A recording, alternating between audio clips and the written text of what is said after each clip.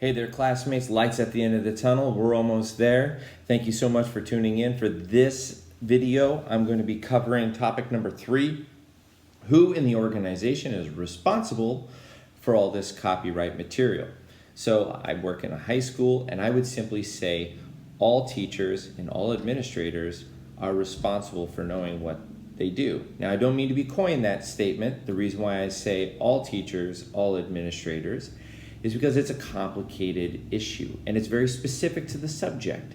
I'm a music director, and when I look at all the material that I work with, like all the musical pieces, there's a lot of different areas that I have to keep on my mind. I have to think about reproducing the work, about recording the work, about creating a derivative of that work, how copyright interacts with distributing the work, performing the work, and also displaying the work.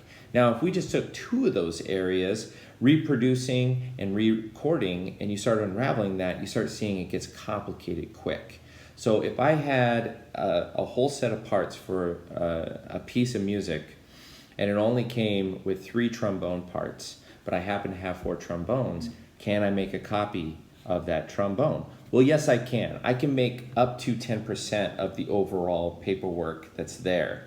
But if I'm replacing all the trombone parts, I can't do that. I can't replace a single performance unit.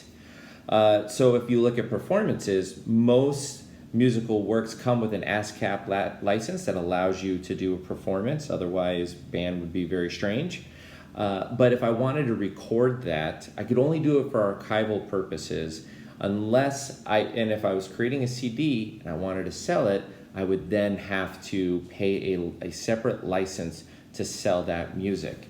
Now, the prompt asked about, copyright police. Now, administrators would be the closest to this, but I would simply say that they aren't really copyright police as they are copyright minded, that they should be asking the questions to the teachers. Hey, is it okay for us to do this? What about the specifics of this subject? Because there's a lot to know here, and it's a complicated area.